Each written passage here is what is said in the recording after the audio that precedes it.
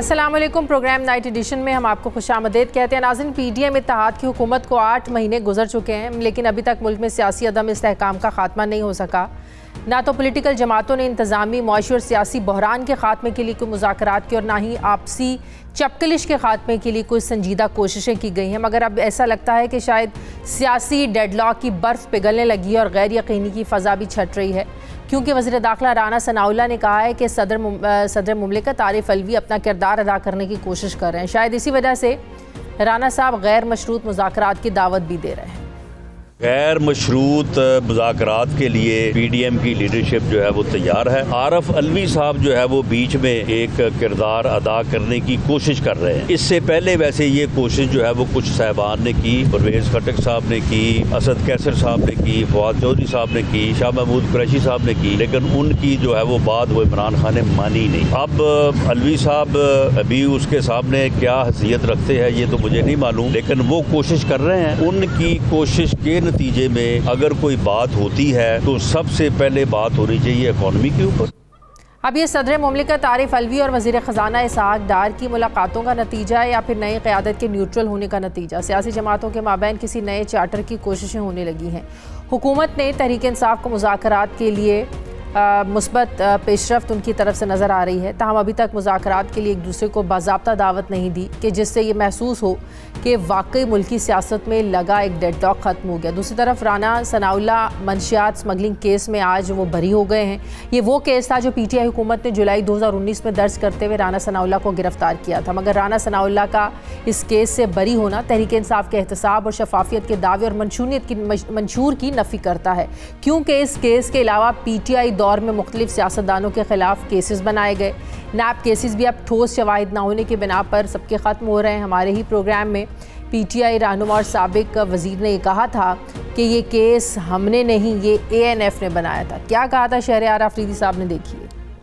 आपने राना सनाउल्लाह की बात की, 15 किलो हेरोइन की बात की, फवाद चौधरी साहब और फैसल वाउडा साहब ये टीवी प्रोग्राम्स में आकर कह चुके हैं कि जब राना सनाउल्लाह पर ये मुकदमा बना हमने इसकी बड़ी मुखालिफत की थी, ये गलत हो रहा है, ये ज्यादती हो रही है, ये ना करें। लेकिन दूसरी तरफ आप कस्में खाकर कहते थे कि ये 15 किलो हेरोइन जो है ना वो बरामद हुई है। तो क्या आज भी आप मानते हैं कि राना सनाउल्लाह के साथ जो कुछ हुआ वो गलत था? देखिए जी, एंटी नारकोटिक्स फोर्स को हेड करता है मेजर जनरल, 5 रीजनल डायरेक्टरेट्स हैं, ब्रिगेडियर उसको हेड करते हैं, आरडी पंजाब, लाहौर और इसी तरह मेजर जनरल, इन सब ने मिलकर जब प्रॉपर तरीके से जो भी था राना सनाउल्लाह को जब अरेस्ट किया, उसके ऊपर पर्चा काटा, उसके ऊपर लीगल टीम काम कर रही है, वो हमें बताते थे, मुझे और वजीर आजम और कैबिनेट को। अब मुझे बताएं, या तो शहरयार अफरीदी ने अरेस्ट किया हो, या इमरान खान ने अरेस्ट किया हो, या हमने उनको कहा हो कि ये करें। जब वो मेरे पास आए तो मैंने मेजर जनरल साहब से और आरडी के जो कंसर्न और 2-3 और ब्रिगेडियर्स थे उनसे मैंने कहा कि आप अपनी औलादों की कसम खाएं कि ये मेलाफाइड ही नहीं है। उन्होंने ऑन रिकॉर्ड कहा कि मेलाफाइड ही नहीं है, हम औलादों की कसम खाते हैं। इसीलिए तो कहता हूं कि chief justice of supreme court इस पर सुमोटो एक्शन ले, ताकि दूध का दूध पानी का पानी हो जाए। उधर हुकूमती रहनुमा मजबूत हो रहे हैं तो उधर पीटीआई भी असम्बलियाँ तहलील करने के मौक़िफ़ से पीछे नहीं हटी, मगर तहरीक इंसाफ के रहनुमाओं के मुतज़ाद बयानात और इत्तेहादी काफ़िले के मौक़िफ़ से ये ज़रूर पता चल रहा है कि शायद असम्बलियाँ तहलील करना तहरीक इंसाफ के लिए आसान नहीं है। यही वजह है कि गुज़श्ता 2 हफ्तों से इमरान खान रोज़ाना की बुनियाद पर पार्लिमानी लीडर्स सर जोड़कर बैठते हैं कि अब करना क्या है। पहले हुकूमत तहरीक इंसाफ के साथ मुज़ाकरात के लिए तैयार नहीं थी, अब मगर अब हुकूमत की तरफ से भी बातचीत करने के लिए पेशकश आना शुरू हो गई है, लेकिन गैर मशरूत तौर पर। हुकूमत की तरफ से गैर मशरूत मुज़ाकरात की पेशकश से क्या सियासी डेडलॉक ख़त्म हो जाएगा और क्या तहरीक इंसाफ गैर मशरूत मुज़ाकरात के लिए राज़ी होगी? और तहरीक इंसाफ के कबल अज़ वक्त इंतखाबात का मुतालबा क्या ये हुकूमत तस्लीम करेगी? मैं बात करूँगी, मुझे ज्वाइन कर रहे हैं सीनियर सहाफ़ी तज्ज़ियाकार साबिर शाकिर साहब ने मुझे ज्वाइन किया। अस्सलाम वालेकुम, बहुत बहुत शुक्रिया साबिर साहब आपका। साबिर साहब, क्या आपको लग रहा है कि हुकूमत और तहरीक इंसाफ के दरमियान कोई बर्फ़ पिघलती हुई नज़र आ रही है, पिघल सकती है? खान साहब ने आज भी कहा है कि वो असम्बलियाँ जो हैं वो दिसंबर में डिज़ोल्व कर देंगे अगर इन्होंने इलेक्शन डेट अनाउंस नहीं किया। आज दूसरी तरफ राना सनाउल्लाह कह रहे हैं कि एक बार फिर से हम कहते हैं कि आए बात करें, लेकिन गैर मशरूत तौर पर बात करें। तीसरी तरफ हम देखते हैं कि डार साहब और आरिफ अलवी साहब की मुलाकातें हो रही हैं। आरिफ अलवी साहब अपने ताईं कोशिश कर रहे हैं कि कोई पॉजिटिव रोल प्ले कर सकें और दोनों जो है, दोनों के दरमियान ऐसी कोई मुसालती कोशिशें कामयाब कामयाब हो सके। तो लग रहा है कोई आपको कि ये बर्फ पिघलती नजर आ रही है, या मामला असम्बलियों की डिसॉल्व उसकी तरफ ही जाएगा? मेरा अपना ख्याल है कि ये इनिशिएटिव जो लिया गया है ये है नवाज शरीफ साहब ने, और नवाज शरीफ ने उस वक्त लिया जब नए आर्मी चीफ की अपॉइंटमेंट होना थी। उस वक्त ये मैसेज कन्वे किया गया था इसहाक डार साहब के जरिए प्रेसिडेंट अलवी को, इमरान खान साहब को पहुंचाया गया कि इस अपॉइंटमेंट को हम बआसानी आराम से पीसफुली गुजार लें। उसके बाद चूँकि दोनों रहनुमाओं के पास ये इत्तलात थी कि बाजवा साहब जो हैं वो हर सूरत में एक्सटेंशन चाह रहे हैं, और एक्सटेंशन और सिर्फ एक्सटेंशन, और अगर एक्सटेंशन नहीं होती तो फिर वो अपने नॉमिनी को बनाना चाह रहे हैं। ये डिस्प्यूट काफ़ी संजीदा हो गया था, और नवाज शरीफ साहब को शहबाज शरीफ साहब, ख्वाजा आसिफ और मलक अहमद खान तकरीबन 4 दिन यहाँ पे लंदन में उनको राजी करने की कोशिश करते रहे, और नवाज शरीफ साहब ने इससे इनकार किया। फिर उसके बाद ताल्लुकात कशीदा होते हैं। फिर प्राइम मिनिस्टर चीफ एग्जीक्यूटिव के तौर पे एक लेटर जीएचक्यू को लिखते हैं, जो कि एक डायरेक्ट, अगर दोनों तरफ से ये बातें की जा रही थी कि जनरल बाजवा जो है वो एक्सटेंशन लेना चाहते हैं, तो मार्च में जो इमरान खान साहब ने जनरल बाजवा को पेशकश की थी, मैंने भी अपने प्रोग्राम में उनसे सवाल किया था, फिर DGISI ने जब प्रेस कॉन्फ्रेंस की थी उन्होंने भी ये बात कही थी कि आपने तो इतनी पुरकशिश उनको ऑफर दी थी, वो लेना ही नहीं चाहते थे, ज़बरदस्ती उनको ऑफर दी जा रही थी कि आप एक्सटेंशन लें। और इस बात को इमरान खान साहब भी मानते हैं। वो जब उनसे वजह पूछे तो वो कहते हैं हालात को देखते हुए हमने सोचा कि अगर आपको एक्सटेंशन ही चाहिए तो हम आपको दे देते, और गैर मुइना मुद्दत तक देने के लिए वो तैयार थे, लेकिन जनरल बाजवा ने इनकार किया। नहीं, वो एक हनी ट्रैप था, और हनी ट्रैप था जनरल बाजवा का, और उसमें भी वो हर सूरत में एक दफा एक्सटेंशन चाह रहे थे, और कह रहे थे कि अप्रैल में इलेक्शन अपनी आर्मी चीफ ले आना। तो उस बाद भी जो चीजें सामने आई यही था कि बाजवा साहब मार्च अप्रैल के बाद भी उन्होंने कंटिन्यू करना था। वो एक सिर्फ स्पेस लेना चाह रहे थे कि एक दफा मार्च अप्रैल तक जाएं और गवर्नमेंट लेके आए, केयर टेकर शहबाज शरीफ साहब को भी फारिग करें, और फिर तवील दौरानिए का सेटअप और वो टेक्नोक्रेट्स और ये सारी चीजें, ये इंफॉर्मेशन नवाज शरीफ साहब तक भी पहुंची। और फिर पाकिस्तान तहरीक इंसाफ ने भी, इमरान खान साहब को भी कुछ साहिब मशवरे आए कि ये एक हनी ट्रैप है बाजवा साहब का, इससे बचना चाहिए। और नंबर 2, इंस्टीट्यूशन के अंदर से ये मैसेज कन्वे किया गया कि ये एक्सटेंशन का चैप्टर क्लोज करें और आगे बढ़े। एक्सटेंशन का दूर दूर तक कोई ऑप्शन नहीं है विद इन इंस्टीट्यूशन। सही। तो उसके बाद ये सारी चीजें आगे बढ़ी थी, और उस वक्त जो डायलॉग शुरू हुआ था इसहाक डार साहब का और प्रेसिडेंट अलवी के दरमियान, वो आगे बढ़ना शुरू हुआ।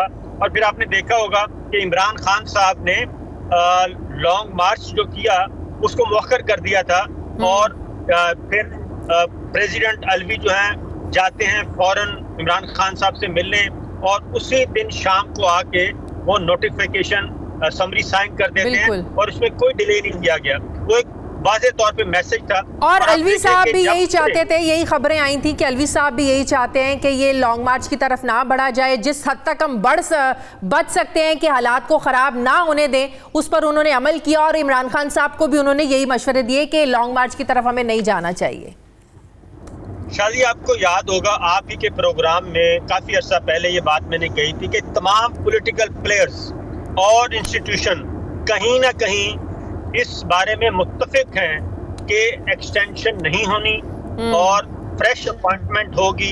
ये आप ही के प्रोग्राम में मैंने एक दफ़ा बात की थी और ये अंडरस्टैंडिंग मौजूद थी, लेकिन इस दौरान बाजवा साहब जो हैं वो करते रहे हैं, ट्रिक्स लड़ाते रहे हैं और कोशिश करते रहे हैं कहीं ना कहीं से उनको स्पेस मिले, लेकिन वो स्पेस नहीं मिल सकी।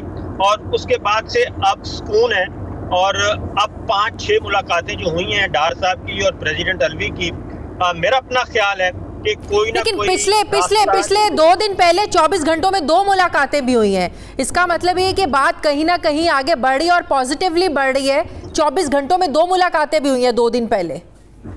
बिल्कुल ऐसा ही है और उसकी रीजन है कि ये दोनों, अगर दोनों बड़ी मेन पॉलिटिकल पार्टीज यही हैं, एक नंबर 1 पे है, एक नंबर 2 पे है, और क्योंकि बाकी जो पीपल्स पार्टी, मौलाना फजलुर रहमान, MQM, ये छोटे ग्रुप्स हैं, इनके अपने अलग से दास्तान है और अलग अलग इनके अपने टारगेट्स हैं, वो मैच नहीं करते। इस वक्त नवाज शरीफ साहब मैटर करते हैं और इमरान खान साहब मैटर करते हैं, जो मेन प्लेयर्स हैं, और जरदारी साहब अपने प्लेयर्स के जरिए खेल रहे हैं। उसमें ANP आ जाती है, उसमें मौलाना कभी नवाज शरीफ साहब की तरफ है, कभी इधर है, लेकिन मौलाना भी तो बात मार्च अप्रैल के इलेक्शंस तक जा सकती है। अब मेरा अपना ख्याल है कि ये इलेक्शन होंगे अप्रैल के बाद ही होंगे, मई में हो सकते हैं अगर इनके अंडरस्टैंडिंग हो जाए, क्योंकि नवाज शरीफ साहब एक माकूल वक्त मांग रहे हैं अपनी इलेक्शन कैंपेन के लिए, क्योंकि लेवल प्लेइंग फील्ड जब वो कहते हैं तो लेवल प्लेइंग फील्ड का मतलब है कि इमरान खान साहब तो ऑलरेडी इस वक्त इलेक्शन कैंपेन पे हैं, राब्ता वाम मुहिम पे हैं, तो नवाज शरीफ साहब ने वापस आना है और मुस्लिम लीग नवाज का एक न्यू एरा शुरू होना है, और वो होगा मरियम बीबी के लिए, और मरियम बीबी ड्राइविंग सीट पे होंगी, शहबाज शरीफ साहब फिर वापस पीछे चले जाएंगे और ये नया सफर शुरू करना है। तो इसका मतलब है बात असेंबलियों के डिसॉल्व करने तक नहीं जाएगी, असेंबलियां तहलील नहीं होंगी। मेरा अपना ख्याल है असेंबलियां डिसॉल्व नहीं होंगी और इन दोनों के दरमियान कोई ना कोई अंडरस्टैंडिंग हो जाएगी। लेकिन दूसरी तरफ आपके भी इल्म में होगा, सालिक साहब की आज लंदन में मुलाकात हुई है नवाज शरीफ साहब से, और वो ये दावा कर रहे हैं कि काफ लीग के जो 6 लोग हैं वो हमारे साथ आकर चलने को तैयार हैं, और नून लीग भी ये बातों बातों में इशारे दे रही है कि हम अपना परवेज़ इलाही भी हमारे अगले कैंडिडेट हो सकते हैं, हम सोच सकते हैं उनको अपना वज़ीर आला बनाने पे। तो वहाँ तो कहानी कुछ और हमें पता चल रही है कि पंजाब में तब्दीली लाने की बातें होगी। अगर यहाँ तक अंडरस्टैंडिंग हो रही है मार्च अप्रैल तक इलेक्शन की, तो पंजाब हुकूमत को क्यों छेड़ेंगे वो? देखिए, जरदारी साहब जो खेल खेल रहे हैं ना, वो अपनी एक तो गवर्नमेंट, सिंध गवर्नमेंट बचाना चाहते हैं, और वो इस गेम में इन रहना चाहते हैं, और वो चाहते हैं कि किसी भी तरीके से ये गवर्नमेंट पूरी हो, और नवाज शरीफ साहब को मनाने की कोशिश कर रहे हैं। और उसकी रीज़न ये है कि जितना अरसा भी मुस्लिम लीग नवाज की गवर्नमेंट, फेडरल गवर्नमेंट चलेगी, इनका वोट बैंक और मसाइल, क्योंकि इकोनॉमी की सूरत हाल हमारे सामने है, इन्होंने कोई रिलीफ देने की पोजीशन में नहीं है। जरदारी साहब का है कि ये जितना इसको लंबा खींचा जाए, इसमें इमरान खान साहब भी ज़रा उनकी मकबूलियत कम हो और PMLN का जोर टूटे, और इसी दौरान दरमियान में जो बाजवा साहब और जरदारी साहब के दरमियान असल खेल था कि वो कियानी मॉडल वापस लाया जाए, न पीपल्स पार्टी हो, साथ JUI, MQM और ANP, ये सारे के सारे इकट्ठे हो के साथ काफ लीग, इन सब को मिला के एक मखलूत हुकूमत बनाई जाए, और नवाज लीग भी बाहर और इमरान खान साहब भी बाहर। जरदारी साहब ये चाह रहे हैं कि एक तीर में सारे शिकार हो जाएं, इसलिए वो चौधरी शुजात साहब के जरिए नवाज शरीफ साहब को राजी करना चाह रहे हैं कि नवाज शरीफ साहब, क्योंकि शहबाज शरीफ साहब ऑन बोर्ड हैं, अगर फ्रेश इलेक्शन होते हैं तो उसमें नुकसान किसका है? उसमें शहबाज शरीफ साहब की वजारत उज़्मा जाती है और पीपल्स पार्टी की सिंध गवर्नमेंट जाती है, तो इसलिए वो कहते हैं कि ये सेटअप चलता रहे 1 साल, 6 महीने, 8 महीने। लेकिन ये बात तो तय है कि जो भी सेटलमेंट होगी वो अब सियासतदानों के बीच में ही हो रही है, तीसरे फरीक को बीच में पड़ने की जरूरत नहीं पेश आएगी। तीसरा फरीक अभी तक मुकम्मल तौर पे आउट नहीं है, वो उन्होंने कहा जरूर था, लेकिन तीसरे फरीक का एक पोर्शन जो है वो अभी भी ये एपॉलिटिकल से कुछ और करने की कोशिश कर रहा है। हम तवक्को करते हैं कि वो एपॉलिटिकल वाले बयानिए को हकीकी तौर पे अमली जामा पहनाया जाए, और ये जो पैरेलल मीटिंग्स चल रही हैं उन मीटिंग्स को नहीं होना चाहिए। ठीक है, बहुत बहुत शुक्रिया। सीनियर सहायकार साबिर शाकिर साहब मेरे साथ थे। मुझे प्रोग्राम में एक ब्रेक लेनी है, वापस आते हैं वक्फे के बाद।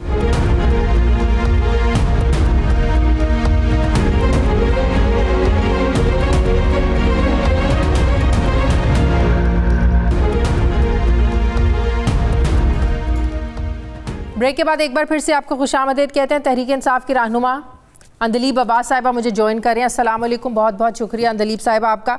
अंदलीब साहिबा, सबसे पहले तो ये बताइएगा कि आप लोगों का जो एक बयानिया था एहतसाब को लेकर, करप्शन के ख़ात्मे को लेकर, और जितने नून लीगी रहनुमाओं पर केसेस बने, आप देखें कि डेली मेल से भी शहबाज शरीफ साहब को जो है वो उन्होंने बाकायदा तौर पर माफ़ी मांगी है। दूसरी तरफ आज राना सनाउल्लाह साहब मंशियात स्मगलिंग के उस केस में जिसमें शहरयार आफरीदी साहब कस्में खाया करते थे और कहते थे कि बड़ा मजबूत केस है, सारे सबूत है और मैं एक एक करके सारे सबूत पेश करूंगा। फिर बाद में एक ऐसा वक्त आया कि तहरीक इंसाफ को ये लगना शुरू हो गया कि राना साहब के साथ ज्यादती हुई है, गलत केस बने, और फिर बाद में शहरयार आफरीदी ने भी हमारे प्रोग्राम में ये बात कही कि ये जो केस था ये ANF ने उन्होंने बनाया था। तो आपको लगता है कि आपका ये बयानिया बिल्कुल गलत साबित हो गया है करप्शन को लेकर, एहतसाब को लेकर? शुक्रिया शाजिया। और जो प्रेजेंट नैब है, आपको पता ही है कि तरमीम हुई है उसमें, और उसमें मतलब छोटी सी ये उन्होंने एक 35 में से एक आपको बताती हूँ कि जी 50 करोड़ से नीचे तो करप्शन ही नहीं है, ये एक नया। तो इंशाल्लाह आप देखना कि सुल्ताना डाकू और फूलन देवी, इनको भी सारे जो इन्होंने 1000 डाके मारे हैं उसकी सारी ये जो नैब की तरमीम है इससे ये सारे माफ हो जाएंगे। और बेहतरीन मैं आपको तरीका बताऊं जो नैब ने आपको कहा है, आजकल वो एक मुहिम चला रहे हैं कि जी करप्शन जीरो, करप्शन जीरो, ये तो उसमें बेहतरीन तरीका ये है कि आप लूटें, घसूटें, डाके मारें, कत्लो गारत करें, उसके बाद आप सारे अपने एसेट्स बच्चों पे ले दें। तो वो बच्चों पे उन्होंने कहा है कि जी आपके बच्चों के एसेट्स जो नाम है वो नहीं आप चेक करेंगे, और इस तरह की बेशुमार चीजें हैं। तो मैंने आपको बताया इस नैब के मुताबिक फूलन देवी और सुल्ताना डाकू भी फरिश्ते बन जाएंगे। तो जब आपके पास ये नैब है, लेकिन आपके पार्टी के अपने लोग जब कहते थे कि राना सनाउल्लाह के साथ ज्यादती हुई है, गलत केस बना, नहीं बनना चाहिए था, पहले ऑनरशिप ली और बाद में कहते रहे कि नहीं ये तो हमने तो बनाया नहीं, तो SF ने केस बनाया था सारा। तो आप ये तो आज बरियत के बाद वाकई पहली बात तो ये है कि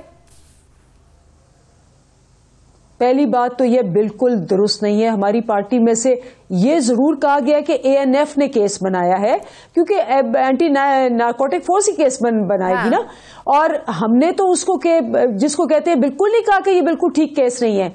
हमने कहा कि एंटी नारकोटिक चौधरी साहब ने कहा, अब जब फवाद चौधरी साहब ने टेलीविजन प्रोग्राम में वो कह चुके हैं कि ज्यादती हुई है, ये केस नहीं बनना चाहिए था। मैंने कैबिनेट में भी ये बात की थी और कुछ लोग और भी थे जो ये समझते थे कि ये नहीं बनना चाहिए था। तो फिर आप फवाद चौधरी साहब को फोन करें, क्योंकि मैंने तो ये कहा नहीं और ना मैं इस पे स्टैंड करती हूं। अगर फवाद चौधरी साहब ने कहा है आप उससे उनकी क्लैरिफिकेशन लें।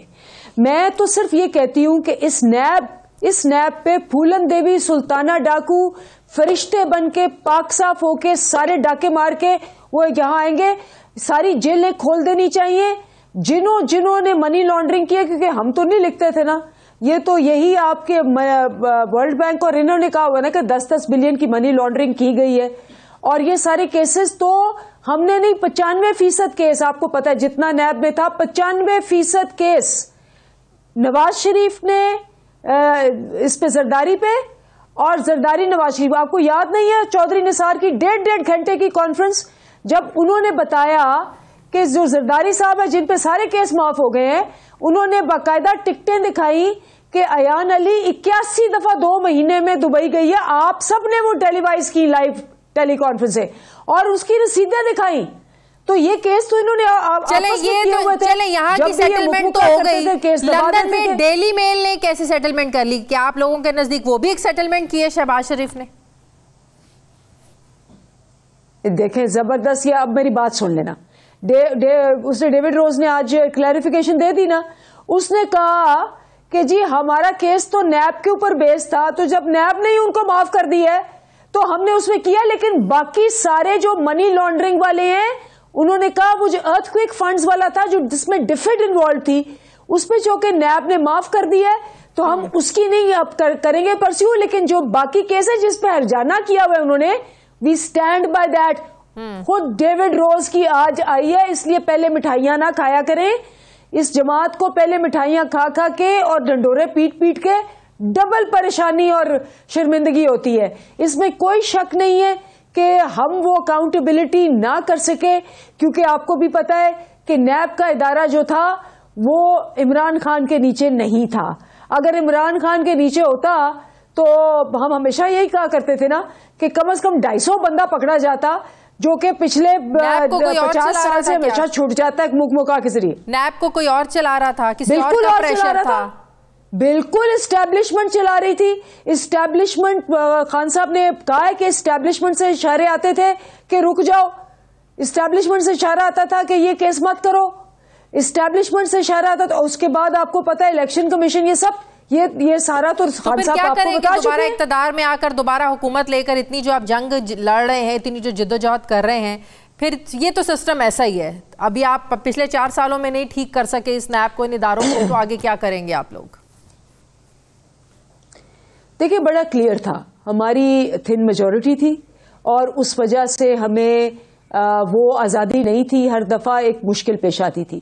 इसका इलाज वही है कि आप 2/3 मेजॉरिटी से आए। अभी जो मकबूलियत है, आपके अपने जो जितने भी एनालिस्ट हैं वो कह चुके हैं कि जी 2/3 नहीं 3/4 मेजॉरिटी से पीटीआई जीतेगी। अभी भी देखें, इस वक्त पीटीआई के ऊपर पूरी ताकतें हैं खिलाफ, इस्टेब्लिशमेंट, इलेक्शन कमीशन, गवर्नमेंट, 13 जमातें, ब्यूरोक्रेसी, पावर, पैसा, सब कुछ लगाया हुआ है और अवाम एक तरफ खड़ी है और वो एक तरफ खड़े और सारे इंतखाबात हार रहे हैं। 3rd 4th से आप कैसे जीतेंगे? उस इलेक्शन कमीशन के नीचे जिस पर आपको एतमाद नहीं है, जिस पर आपको भरोसा था ईवीएम, वो है नहीं, तो 3rd 4th से जीतेंगे कैसे आप लोग? देखिए, ये मैं चूंकि वो पंजाब का 20 सीटों का इलेक्शन मैं हैंडल कर रही थी, तो मुझे ये आखिरी रात तक आप मीडिया वाले भी और बाकी भी बड़े तसल्ली से मुझे कहते थे, देखिए आप अपने आप को हल्कार ना करें, क्यों आप इतना अपने आप को ख्वार कर रही हैं, आपकी 6 सीटें हैं, हम जो बता रहे हैं हमें बता दिया गया, उधर से आई है, उन्होंने बताया फोन करके। मैं उनको यही कहती थी कि आप कह रहे हैं ना 6 सीटें हैं, एक अल्लाह भी ऊपर बैठा हुआ है, जितना हमने एफर्ट किया है, ये धांधली भी करें, धांधला भी करें, स्टफ बॉक्स में भर दें, हम जीतेंगे और इंशाल्लाह हम जीतेंगे। 15 सीटें हमने ली बावजूद धांधली के, क्योंकि अवाम खड़ी है। आप अवाम के समुंदर को नहीं रोक सकते। कितनी गोलियां मारेंगे? आपने हम पे 13 गोलियां मारी, आपने अरशद शरीफ का मुंह बंद करने की कोशिश की, आज हर घर से अरशद शरीफ की आवाज निकल रही है। आज उसकी बूढ़ी माँ जो बीमार है वो पहुंच गई है आपके ऊपर। अब मुझे बताएं क्या करेंगे? किस 7 फील्ड में छुपेंगे? किस घर में जाके आप पीछे छुपेंगे? आपका ये हाल है कि आप अपने घर से नहीं निकल पाते, आप किसी रेस्टोरेंट में नहीं जा पाते। टीवी चैनल्स पर आप लोग इतना सख्त मौकिफ लेते हैं और पीछे आप लोगों की बातचीत भी चल रही है, तो क्या आप लोगों के ये रवैये बातचीत को खराब नहीं करते? मेरी बात सुने, बातचीत किस चीज पे चल रही है? बातचीत एक चीज पे कि इलेक्शन की डेट दे, ठीक है ना? वो वाली बातचीत नहीं चल रही कि चल तू NRO 2 ले ले तो मैं NRO 3 की बात करता हूं। ये जो आपका नैब में NRO 2 का पूरा प्लॉट हुआ है, मैं आपको यकीन से दिला सकती हूं कि आज सुल्ताना डाकू भी कहीं से आ जाएगा, वो भी नैब से ऐसा पाक साफ होके निकलेगा कि आप उसको अगला प्राइम मिनिस्टर बना देंगे। नहीं तो अलवी साहब की क्या बातचीत चल रही है जो आप कह रही हैं कि NRO, ज़ाहिर है NRO ना कोई दे सकता है, ना किसी में देने की सकत है, ना ताकत है, आप सियासतदान तो नहीं दे सकते, तो क्या फिर बातचीत चल रही है डार साहब की अलवी साहब से? एक 1 पॉइंट एजेंडा के अर्ली इलेक्शंस की date, 1 point agenda, that is all. इस 1 पॉइंट एजेंडे के लिए और कितनी मुलाकातें होंगी? 12 जवाब आ चुके कि इलेक्शन होंगे 2023 में होंगे, अक्टूबर में होंगे, तो 1 पॉइंट एजेंडा या इसमें कुछ और चीजें भी शामिल हैं? देखिए, हमारा तो बड़ा क्लियर स्टांस है कि हमने एक मार्च से पहले इलेक्शंस करवाने हैं, और अगर वो हमारी अगले कुछ दिन में, मे बी 10 डेज के अंदर वो हमारी मुद्दत पूरी हो जाएगी, जिसके हिसाब से हमें 90 डेज रमजान से पहले चाहिए, और हम अनाउंस कर देंगे, ये करें ना करें। ठीक है, बहुत बहुत शुक्रिया तहरीक इंसाफ की दिलीप अब्बास साहिबा मेरे साथ ही, बहुत शुक्रिया आपका। मुझे ब्रेक लेनी है नाज़रीन, वापस आते हैं वक्फे के बाद।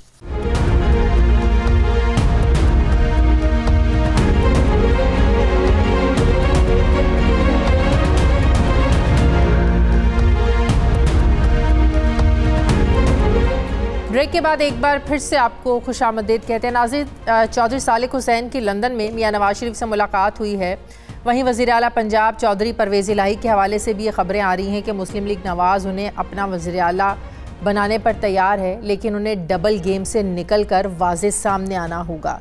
अब ज़राए ये बता रहे हैं कि चौधरी परवेज़ इलाही और चौधरी शुजात हुसैन के साथ ताल्लुकात में जो एक गैप था, जो एक खलीज पैदा हुई थी, वो भी अब ख़त्म हो रही है और ताल्लुकात बहाल भी होना शुरू हो गए हैं। एक अखबार में ये दावा किया गया कि मुलाकातें तो हो रही हैं मगर अभी कोई सियासी गुफ्तगू नहीं हुई। तो यहाँ सवाल ये पैदा होता है कि अगर सियासी बातचीत नहीं हुई तो मुस्लिम लीग नवाज़ फिर कैसे परवेज़ इलाही को वज़ीर आला मानने पर राज़ी हो गई, और क्या परवेज़ इलाही भी ये मानेंगे? क्योंकि चौधरी परवेज़ इलाही के मुस्लिम लीग नवाज़ से डायरेक्ट राब्तों की कोई ख़बर अभी तक सामने नहीं आई है।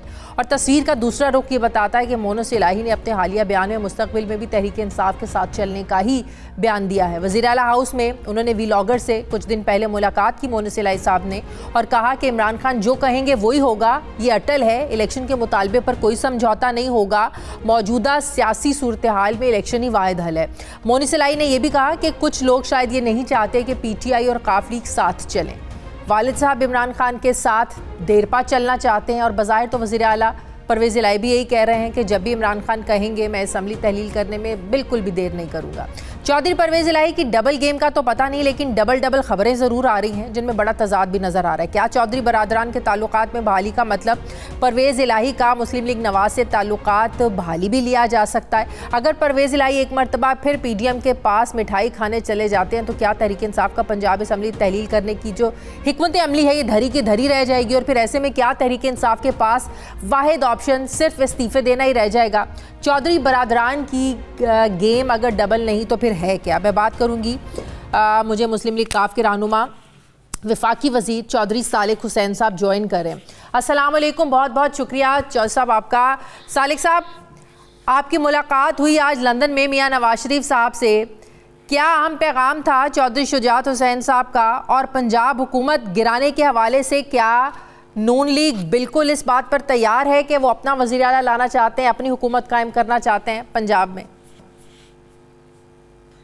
बिस्मिल्लाहिर्रहमानिर्रहीम जी, पहली बात तो ये कि जी इस हवाले से पंजाब में हुकूमत कराने के या उस हवाले से कोई इस तरह की बातचीत नहीं हुई जी। तो मैं क्योंकि लंदन रुका था 2 दिनों के लिए, तो वाले साहब से बात हुई तो उन्होंने मुझे कहा कि आप जो हैं वो मियां नवाज शरीफ साहब से मिलें और उनकी खैरियत दरियाफ्त करें, और मेरी तरफ से भी उनका हाल पूछेगा। सियासी मामलात पर भी तो जाहिर है यकीनन कुछ ना कुछ तो गुफ्तगू हुई होगी, मौजूदा सियासी सेटअप को लेकर, इलेक्शंस को लेकर, तहरीक इंसाफ के जो मुतालिबात हैं उनको लेकर। इलेक्शंस में मियां साहब का बड़ा क्लियर मौक़िफ़ था कि वो तो चाहते थे कि उसी वक्त इलेक्शन हो जाते जिस टाइम पे हुकूमत चेंज हुई थी, लेकिन जो टाइम आगे गेन होता रहा उसकी वजह से फिर ऑब्वियसली कुछ कीमतें इनको बढ़ानी पड़ी, कुछ ऐसे इक़दामात करके गए हुई थी गवर्नमेंट के जो ऑनर करने पड़े इनको IMF से बाकी मामलात, तो उसमें ऐसे फंसते चले गए कि अब इनका यही मौक़िफ़ था कि हम हालात सिचुएशन थोड़ी बेहतर करें उसके बाद इलेक्शन हो।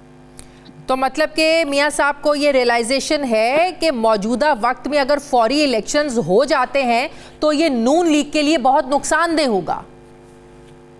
नहीं, फौरी इलेक्शंस की मतलब कोई वजह मुझे समझ नहीं आ रही थी कि मेरे ख्याल में पंजाब के जो हमारे CM हैं परवेज़ इलाही साहब, उन्होंने भी यही कहा है कि मार्च तक तो भूल जाएं और हो सकता है मुद्दत से भी ऊपर चले जाएं इलेक्शन, शायद टाइम से भी बाद में आऊँ। तो मेरे ख्याल में शायद PTI का भी यही मौक़िफ़ होगा, इसी वजह से वो बयान ये दे रहे हैं। लेकिन PTI तो ये चाहती है ना कि अगर आप लोग ये लोग नहीं मानते हैं अर्ली इलेक्शंस का, मार्च अप्रैल तक की डेट को अनाउंस नहीं करते हैं तो वो इसी महीने में तोड़ दें जी, डिसॉल्व कर देंगे। बिल्कुल कर दें जी, कोई इशू नहीं, उसमें तो तैयार हैं सारे उसके लिए। तो इसका मतलब है सिर्फ 2 सूबों में इलेक्शंस होंगे। मियां साहब की भी यही सोच है, वो भी यही चाहते हैं कि अगर तहरीक इंसाफ डिसॉल्व कर देती है तो यही फिर 2 ही सूबों में इलेक्शंस होंगे, सेंटर में या कहीं और इलेक्शंस नहीं होंगे, सारे हर जगह जनरल इंतखाबात नहीं होंगे। मेरा ख्याल है वो उसके लिए तैयार हैं कि जी अगर वो डिसॉल्व करना चाहते हैं तो ज़रूर कर लें, कोई इशू नहीं है उसमें। फेडरल गवर्नमेंट मेरे ख्याल में उस टाइम पर डिसीजन लेगी कि वेदर सब जनरल इलेक्शन की तरफ जाना है या सूबों में कराना। नहीं तो अगर ये सब कुछ बिल्कुल ये फैसला PTI ने करना जी, गवर्नमेंट ने थोड़ी करना। ठीक नहीं, अगर ये नून लीग की तरफ से या मियां नवाज शरीफ की तरफ से ये सब चीज़ें तय हैं कि वक्त पर इंतखाबात होंगे, मुद्दत आगे भी हो सकती है, मार्च अप्रैल तक कुछ नहीं है, तो फिर ये डार साहब की और आरिफ अलवी साहब की मुलाकातें, फिर इनका एजेंडा क्या है, फिर इसके पीछे क्या चल रहा है? टू बी ऑनेस्ट मेरा नहीं ख्याल जी कि कोई इलेक्शन के मुतालिक कितनी कोई लंबी डिबेट की जरूरत है। इलेक्शन करवाने या नहीं करवाने, दो ही चीजें हो सकती हैं। तो हो सकता है किसी और चीज पर मामलात पे बातचीत चल रही। तो अगर दोनों सूबों में अभी इलेक्शंस हो जाते हैं, आपको भी पता है कि एक पीटीआई की ज़ाहिर है हवा तो चल रही है, लोगों के अंदर पीटीआई का जो बयानिया है और इमरान खान की जो बुलंदी है इस वक्त, वो उनके बिल्कुल उससे कोई इनकार नहीं है, उनकी पॉपुलैरिटी से कोई इनकार नहीं कर सकता, इवन कि उनके ओपोनेंट्स भी ये बात करते हैं। तो क्या फिर सेंटर के जो इंतखाबात होंगे, अगर तहरीक इंसाफ पंजाब में भी गवर्नमेंट बना लेती है, केपीके में भी बना लेती है, तो कल को मसाइल नहीं होंगे? ज़ाहिर है इनकी हुकूमत होगी, इनकी मशीनरी होगी, इलेक्शंस लड़ना। देखिए ये जो सेंटिमेंट होते हैं जी, ये बहुत जल्द चेंज भी हो जाते हैं। मैंने तो बड़ा अपने सामने बड़ा क्लियरली देखा है। फरवरी में हमारे कोलीग्स ही पीटीआई के दोस्त हमारे साथ बैठते थे और कहते थे कि जी अगर इलेक्शन हो गया अगले 2-4 महीने में तो पता नहीं हमारा क्या बनेगा। ये उनके सेंटिमेंट्स थे फरवरी और जनवरी के अंदर। अवाम भी यही कि बहुत महंगाई है, बहुत मसले हैं, बहुत ये है वो है। मार्च के बाद अप्रैल में सेंटिमेंट चेंज हो गया जी, फिर हवा यहाँ की चल पड़ी कि नहीं। तो अगर पीटीआई जाती है इलेक्शनों में तो कम से कम कोई चीज़ तो लेके जाएगी ना जी, क्योंकि कि हमने 3.5 साल में ये परफॉर्मेंस दी, हमने ये काम किए। इसी तरह ये गवर्नमेंट अगर 8 महीने कुछ टूवर्ड्स दी एंड मार्च अप्रैल में कोई अच्छी परफॉर्मेंस, लोगों की महंगाई कम होती है, लोगों की ज़िंदगी आसान होती है, मईशत मुस्तहकम होती है, तो इनके पास भी कुछ होगा इलेक्शन में जाने के लिए।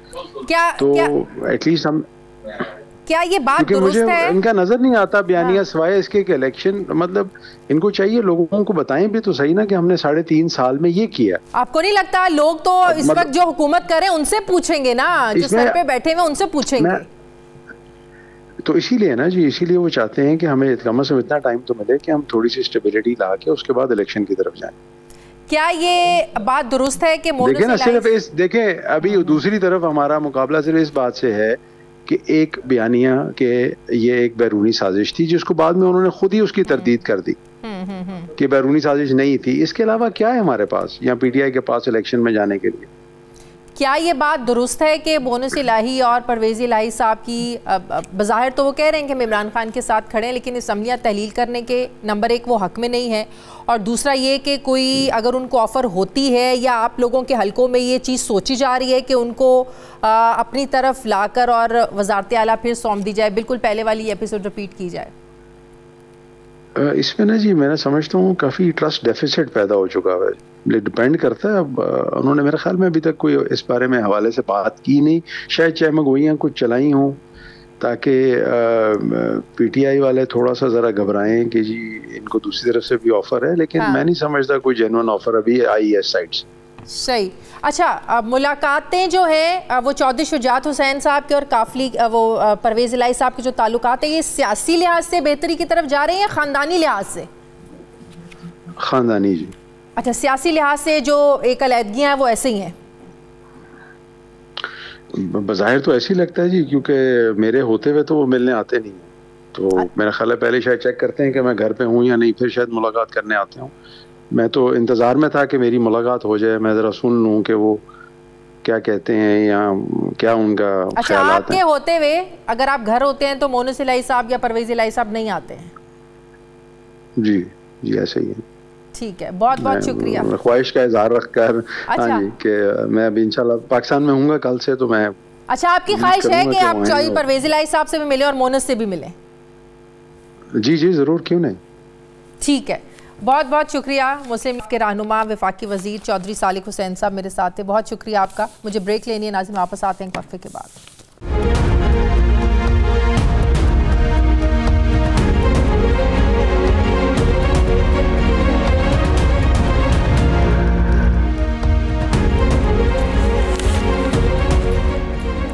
ब्रेक के बाद एक बार फिर से आपको खुशामदीद कहते हैं। नाज़रीन, मुल्क के डॉलर्स यानी ज़र मुबादला के ज़खायर कम हो रहे हैं, जबकि IMF से कर्ज़ की अगली किस्त मिलने के आसार भी अभी तक उसमें भी कोई मुस्बत ख़बर सामने नहीं आई है, क्योंकि IMF के वफ़द ने अभी पाकिस्तान का दौरा ही वो अभी तक प्लान नहीं किया। स्टेट बैंक परेशानी की घंटी बजा रहा है कि ज़र मुबादला के ज़खायर 4 साल की कम तरीन सतह पर आ गए हैं। इस वक्त स्टेट बैंक ऑफ पाकिस्तान के पास तकरीबन 6 अरब 71 करोड़ डॉलर रह गए हैं, जो 2019 के बाद से सबसे कम है। प्राइवेट बैंकों के ज़खायर लगभग 5 अरब 87 करोड़ डॉलर हैं। यूँ मजमूई तौर पर मुल्क के कुल ज़र मुबादला के ज़खायर हैं 12 अरब 58 करोड़ रुपए, जो गुज़श्ता 4 साल में सबसे कम है। मुल्की मईशत में किसी तरफ से भी इत्मीनान बख्श खबर सुनाई नहीं दे रही है। एक तरफ फ्यूल प्राइसेस बढ़ रही हैं तो दूसरी तरफ बिजली और गैस की लोड शेडिंग का खात्मा नहीं हो सका है, जिससे फैक्ट्रियों का जो पहिया है ये चलता मुमकिन नज़र नहीं आ रहा है। यही नहीं बल्कि सेल्स टैक्स रिफंड की मद में सनतकारों के 250 अरब रुपए फंस गए हैं। हुकूमत की तरफ से सेल्स टैक्स रिफंड ना होने से एक्सपोर्टर्स को टेक्सटाइल मिल्स चलाने में दुश्वारी का सामना है। हुकूमत डॉलर्स बचाने के लिए एलसीज नहीं खोल रही है, जबकि रुपए के मुकाबले में डॉलर की कदर भी कम नहीं हो रही है, जिससे महंगाई का ग्राफ मुसलसल ऊपर जा रहा है। तो ऐसे में कारोबार को कैसे फ़रोग़ मिलेगा? वर्ल्ड बैंक की ताज़ा तरीन रिपोर्ट के मुताबिक पाकिस्तान को तरसीलात में 7.7% तक कमी हो सकती है, जबकि आलमी इदारे भी मुल्की मईशत को लेकर परेशान कुन आदाद शुमार जो हैं ये बता रहे हैं। मगर स्टेट बैंक ऑफ पाकिस्तान और वजारत ख़जाना दोनों मुतमईन है कि न सिर्फ कर्ज़ की वापसी मुकर्ररा वक्त पर होगी बल्कि पाकिस्तान डिफ़ॉल्ट भी नहीं करेगा। इसलिए एक तो IMF से मामला तय पाने के लिए हुकूमत मुतहरिक है और दूसरी तरफ दोस्त ममालिक से भी ताउन के लिए कहा जा रहा है। सऊदी अरब से भी 3 अरब डॉलर कर्ज मिलने की खबरें सामने आ रही हैं। अगर सऊदी अरब इमदाद दे देता है तो रवा माली साल में जून के अख्ताम तक 16 अरब डॉलर कर्ज की किस्त वापस करने में आसानी हो जाएगी। मगर सवाल यह है कि मुल्की मईशत चलाने के लिए कब तक IMF, वर्ल्ड बैंक जैसे आलमी मुआशी इदारों समेत दोस्त ममालिक से हमें उधार मांगने की ज़रूरत पड़ती रहेगी। इसी पर बात करने के लिए मुझे ज्वाइन करें हमारे मौशूआत डॉक्टर फ़ारूक सलीम साहब। अस्सलाम वालेकुम, बहुत शुक्रिया डॉक्टर साहब आपका। डॉक्टर साहब, सबसे पहले तो ये बताइएगा कि ये डॉलर कहाँ जा रहे हैं सारे? डॉलर किसी को ज़रूरत भी है, किसी ने बाहर जाना है, डॉलर नहीं मिल रहे हैं, कोई 250 का भी डॉलर देने को तैयार नहीं है। ये डॉलर्स कहाँ जा रहे हैं सारे? देखिए, डॉलर की जो आउटफ्लो और इनफ्लो हम कहते हैं, यानी कि इखराज और आमद, आप अगर देखिए कि पाकिस्तान की सालाना जो इखराज होते हैं डॉलर्स के, वो 70, 75, 80 बिलियन की हम इंपोर्ट कर लेते हैं और 20-22 बिलियन की हमने कर्जाजात की वापसी करनी है, तो लगभग 100 अरब डॉलर का सालाना इखराज है इस मुल्क के अंदर। अब उसके सामने जो आमद हो रही है वो 30 बिलियन डॉलर की हम एक्सपोर्ट करते हैं। लगभग 30 बिलियन डॉलर जो पाकिस्तानी वर्कर्स बाहर काम करते हैं वो रेमिटेंसेस की शक्ल में वापस आ जाता है। तो आमद जो है वो सिर्फ 60 अरब की है। तकरीबन 35 से 40 अरब का डॉलर्स का सालाना फर्क पड़ता है इखराज और आमद में। तो हिसाब तो सिंपल है। अब कहाँ ये जाता है कि डॉलर स्मगल हो रहे हैं अफगानिस्तान में, यकीनी बात है हो रहे होंगे, लेकिन उनकी मिकदार जो है वो मैं नहीं समझता हूँ कि इतनी बड़ी है, क्योंकि वो ओपन मार्केट से जाते हैं और ओपन मार्केट का जो अपना साइज है वो मैं नहीं समझता हूँ कि 25-30 मिलियन डॉलर रोजाना से बड़ा है।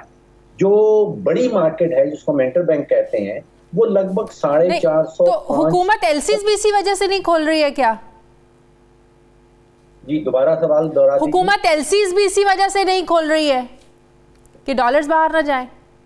हुकूमत के पास डॉलर्स ही नहीं बचे हैं, खजाना तकरीबन खाली है। स्टेट बैंक ये कहता है कि हमारे पास 6.7 अरब डॉलर पड़े हैं और उनके लिए तो आप सोचिए रिजर्व रखना है कि तेल की किल्लत ना हो जाए, खाम तेल आना चाहिए मुल्क के अंदर, खाने पीने की चीजें आनी चाहिए मुल्क के अंदर। बाकी और किसी चीज के लिए तो इस वक्त खजाने में डॉलर्स एग्जिस्ट ही नहीं करते हैं। लेकिन सबसे डेंजरस चीज ये है कि दवाइयां बनाने का, बहुत इंपॉर्टेंट लाइफ सेविंग दवाइयां बनाने का जो रॉ मटेरियल है उसके लिए एलसीज नहीं खोल रही है। वो पोर्ट्स पर सामान पड़ा हुआ है, बाहर से लाने की इजाजत भी नहीं मिल रही है। तो हालात तो इस तरह के पैदा हो गए हैं। जी, आप दुरुस्त कह रही हैं, हालात बिल्कुल भी अच्छे नहीं हैं और खराब से खराबतर होते जा रहे हैं। अद्वियात का आपने जिक्र कर दिया। पाकिस्तान के अंदर कोई 200 से ज्यादा जो फॉरेन कंपनीज ऑपरेट करती हैं, उनके जो रिपेट्रिएशन, जो उनका मुनाफा, उनके डिविडेंड सालाना तौर पे बाहर जाया करते थे वो बंद पड़े हुए हैं। जो 23 के करीब एयरलाइंस हैं, उनकी जो टिकट सेल्स होती हैं उन्होंने वो डॉलर में कन्वर्ट करके अपने हेड ऑफिस में भेजनी होती हैं। उसमें एमिरेट्स भी शामिल है, टर्किश भी है, कतर एयरवेज भी है, इत्तेहाद भी है। उनके कोई 225 मिलियन डॉलर जो हैं वो पाकिस्तान में रुपयों की शक्ल में स्टक हैं। तो पैसे तो पाकिस्तान ने बेतहाशा देने। मुझे खदशा इस चीज़ का है कि ये सब जो इंतजामी इकदाम स्टेट बैंक ने किए हैं कि आप एलसीज नहीं खोल सकते, आपने फॉरेन कंपनीज की जो डिविडेंड्स हैं उनको ब्लॉक कर लिया, आपने एयरलाइंस की कंपनीज को ब्लॉक कर लिया, अच्छा किया कि ये इकदाम कर लिए, लेकिन पॉलिसी क्या है? इकदाम करना सिर्फ एक चीज है, हमारी एक्सचेंज रेट की इस वक्त क्या पॉलिसी है, इसका कोई जवाब हुकूमत के सामने से नजर नहीं आता। बिल्कुल, लेकिन जो IMF के साथ भी हमारे मामलात अभी सुधर नहीं रहे हैं। डार साहब कहते हैं कि अगर वो नहीं पैसे देते तो मैं जो है ना वो सेकंड ऑप्शन है, हम दूसरा तरीका को इस्तेमाल कर लेंगे। दूसरे ममालिक से, दोस्त ममालिक से पैसे हम मांग रहे हैं। IMF का वफ्द पाकिस्तान आने पर तैयार नहीं है। शायद पिछले ही प्रोग्राम में मैंने आपसे ये सवाल किया था तो कि मामलात जो हैं वो क्यों इतने ख़राब हो रहे हैं। तो क्या IMF जो है वो सब्सिडीज़ देने के मामले पर नाराज़ है, या अपने पाकिस्तान जो अपने टारगेट अचीव नहीं कर सका? वजह क्या है कि अभी तक IMF के वफ्द ने दौरा भी नहीं किया?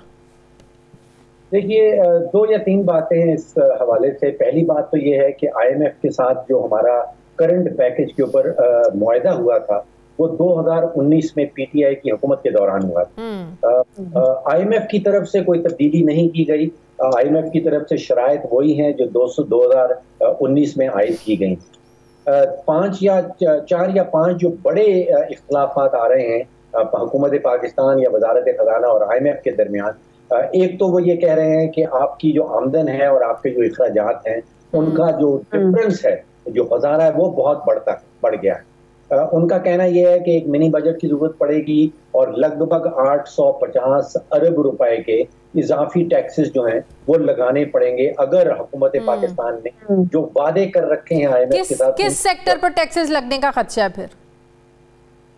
आसान तरीन टैक्सेस जो हैं वो पेट्रोलियम प्रोडक्ट के ऊपर हैं, क्योंकि उनके ऊपर किस्म की गारंटी मिल जाती है कि वो हुकूमत कलेक्ट कर लेगी, तो उनके ऊपर टैक्सेस ऑलरेडी लग भी रहे हैं और मजीद लगाने पड़ेंगे। क्योंकि मेरी as far as I am concern, मैंने बहुत सोचा इस मामले में, IMF के अलावा शायद और कोई कश्ती इस वक्त नहीं है जो पाकिस्तान को डूबने से बचा सके, या ऐसा कोई छतरी हमें पहुंचा दे कि हमें तूफान या बारिश से हमारी बचत हो जाए। 3 अरब डॉलर हमें इम्कानात तो हुए हैं दूसरे दोस्त ममालिक से मिलने के, सऊदी अरब ने भी पैसे देने हैं।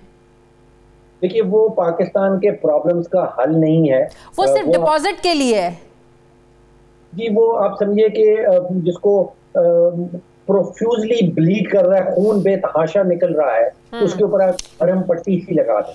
अगर हमें 2 या 3 बिलियन डॉलर किसी दोस्त मुल्क से मिल जाते हैं और इस चीज की इजाजत भी मिल जाती है कि उसको आप खर्च कर सकते हैं, तो फिर आप सोचिए कि हमारे 30 से 35 दिन मजीद गुजर जाएंगे। तो ये हल नहीं है, ये मरहम पट्टी आप जरूर समझ लीजिए। तो मुआशी इमरजेंसी कोई लगाने की ज़रूरत है, जिस नहज पर हालात जो हैं वो पहुंच चुके हैं। कर्ज़ों की अदायगी में भी ज़ाहिर है मुश्किलात होंगी। हमारे जो रेमिटेंसेज हैं, ज़र मुबादला के ज़खायर हैं, वो 2019 के बाद कम तरीन सतह पर रह गए हैं, 12 अरब तो 89 करोड़ डॉलर अभी मैं बता रही थी। तो ये सिचुएशन क्या मुआशी इमरजेंसी वाली है? देखिए, मुआशी इमरजेंसी एक गैर एलानिया मुआशी इमरजेंसी तो लग चुकी है। हाँ, तो मुआशी इमरजेंसी के दौरान इक़दाम उठाए जाते हैं जिसमें इंपोर्ट्स को रोकना है, उस किस्म के सारे इक़दाम तो ऑलरेडी उनका ऐलान कर दिया गया है। आप कितने टन बाहर ले जा सकते हैं, कितने डॉलर्स आप खरीद सकते हैं मार्केट से, इन सारी चीज़ों के ऊपर इंपोर्ट रिस्ट्रिक्शंस जैसे हमने जिक्र किया, एयरलाइंस की टिकट्स बंद कर दिए गए हैं, उनके पैसे वापस नहीं जा सकते हैं, जो फॉरेन कंपनीज की डिविडेंड्स हैं, प्रॉफिट्स हैं, वो वापस, ये सारे इक़दाम माशी इमरजेंसी के तहत ही लगाए जाते हैं। तो आप समझिए कि गैर एलानिया माशी इमरजेंसी जो है वो ऑलरेडी लग चुकी है। तो एक्सपोर्ट और इंपोर्ट का जो डेफिसिट है ये कैसे कम होगा? इंपोर्ट, आपके पास डॉलर नहीं है, ज़ाहिर है आप इंपोर्ट कर नहीं सकते, और यहाँ का जो सनतें हैं वो आप जिस तरह आप हमें पता है गैस की लोड शेडिंग हो रही है और सनतों का कारोबार वैसे ही बंद हो गया है, टैक्सेस के बहुत सारे मसाइल हैं। तो इंपोर्ट और एक्सपोर्ट, ना इंपोर्ट आएंगी ना एक्सपोर्ट से आपको वो होगा, तो ये डेफिसिट कैसे कम होएगा? देखिए, पहली बात तो यह है कि जो अभी आपने जिस प्रॉब्लम की तरफ इशारा किया, ये कोई नया इशू नहीं है। ये पिछले 25-30 साल से जितनी भी हुकूमतें आई हैं वो हर साल हमें यही पता चलता है कि इस साल 20 अरब डॉलर का तिजारती खसारा है, फिर साल गुजरता है हमें पता चलता है कि 25 अरब डॉलर का खसारा है। PTI की हुकूमत जो है वो पाकिस्तान की 75 साल माशी तारीख का बुलंद तरीन बजट का तजारत का खसारा छोड़ के गई, जो लगभग 45 अरब डॉलर का था। तो प्रॉब्लम जो है वो पिछले 25-30 साल से चल रहा है ये तवक्को रख लेना कि अगले 1-2 महीनों में उनका कोई हल निकल आएगा। तो अगर हम ये कहें कि जो IMF के साथ मसाइल हैं ये सिर्फ इस हुकूमत की वजह से पैदा नहीं हुए हैं, जो तहरीक इंसाफ कह रही है कि ये आए तो बेड़ा गर्क हो गया, ज़ाहिर है 2019 में इन्हीं के साथ मुआहदा हुआ था, तहरीक इंसाफ की हुकूमत के साथ हुआ था, तो अगर आज भी तहरीक इंसाफ की हुकूमत होती तो ये मसाइल तो उनको भी फेस करने पड़ते ना फिर। जी 100%, शायद इससे भी ज़्यादा करने पड़ते, क्योंकि फरवरी 2022 में आपको याद होगा कि मेरा ख्याल है 28 फरवरी तारीख थी जब वज़ीर आज़म ने टेलीविज़न पे, उस वक्त के वज़ीर आज़म ने ऐलान किया था सब्सिडी का तेल के ऊपर, और वादा IMF से ये कर रखा था कि हम इजाफी टैक्सेस लगाएंगे। उसके नतीजे में जो बजट का खसारा हुआ और जो तारीख का बुलंद तरीन बजटरी खसारा हुआ तकरीबन 5,500 अरब रुपए का, ये ऐलान तो PTI के वजीर आजम कर चुके थे। इसी तरह जब भी हमारे यहाँ एक नया वजीर खजाना आता है, पिछले 2.5-3 सालों की तारीख निकाल के देख लीजिए, तो वो कोई नए नारे बुलंद करता है और उनके नतीजे में फिर जो IMF का प्लान है, IMF का जो प्रोग्राम है, वो सस्पेंशन में चला जाता है। फिर 2-3 महीने। तो इस वक्त क्या ऐसे हालात हैं कि IMF को के प्लान को मजबूरी समझते ही जो है ना उसको फॉलो किया जाए, क्योंकि डार साहब की जो बातें हैं या डार साहब की जो प्लानिंग है वो लग नहीं रही है, क्योंकि वो कह रहे हैं कि IMF में डिक्टेट नहीं कर सकता, मैं तो अपने मुल्क का मफाद देखूंगा। तो क्या इस वक्त IMF का प्रोग्राम अगर इतना ज़रूरी है तो माननी पड़ेगी IMF की? देखिए, ये कहना कि IMF की डिक्टेशन तो हम नहीं लेंगे लेकिन IMF के पैसे लेने को तैयार, इसमें बड़ा इख्तिलाफ नजर आता है। अगर आपने किसी से पैसे लेने हैं तो फिर उसकी डिक्टेशन भी लेनी पड़े। डेफिनेटली। ठीक है, बहुत बहुत शुक्रिया। माहिर मुआशियात डॉक्टर फारूक से मेरे साथ थे, बहुत शुक्रिया आपका। नाज़रीन, हमारे प्रोग्राम का वक्त खत्म हो गया है, फीडबैक ज़रूर दें, अपना ख्याल रखें, मुझे इजाज़त दें, अल्लाह हाफिज़।